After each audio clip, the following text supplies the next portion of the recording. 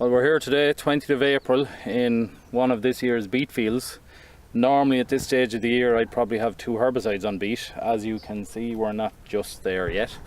Weather conditions have slowed everything down this year. There's probably never been more interest in how to bank a lot of fodder for a coming winter as there is at the moment, given the tail end of the fodder crisis we're currently in.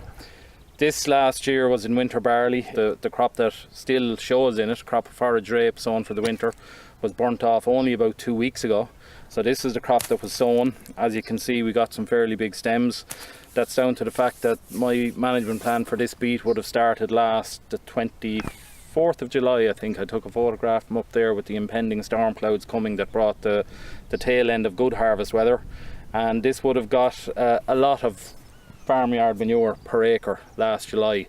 The nitrogen that has been captured by the forage rape, the P and the K, helped to grow the forage rape, but basically most of my nutrition went on last year for this year's beet crop.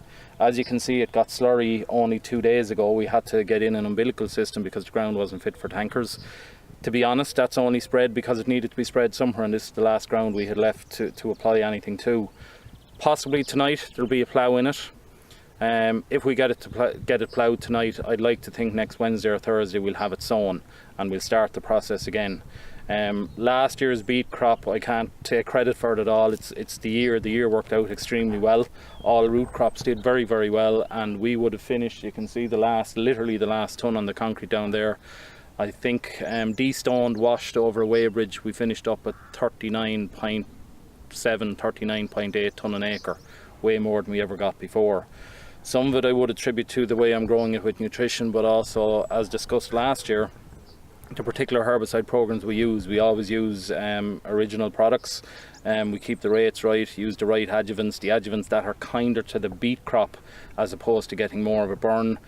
One change I may make for the coming year, I may split the main second spray into 2 halves rather than load on the chemistry.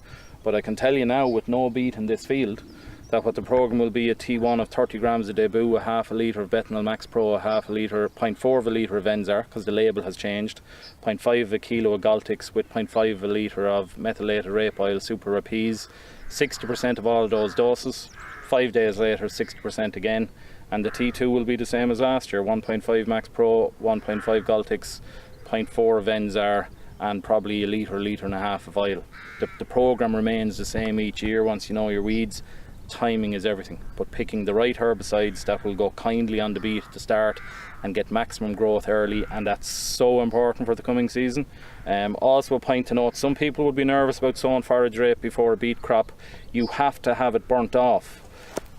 The likes of that particular plant had very, very little leaf when I sprayed it, which is a concern, but there should be enough glyphosate gone in and it'll be well buried with the plough that it shouldn't be a problem. But if any of those were left on the surface and weren't burnt off, there is no herbicide program in beet will be fit to take those out. So you have to burn off beforehand. There are people who would like to have that clear from January, nothing on the ground. I'd like to have it burnt off earlier, but not clear, because a growing plant is sucking moisture out of the ground and helping it to dry. So to me, the longer I have a crop on the ground, on the surface, the better.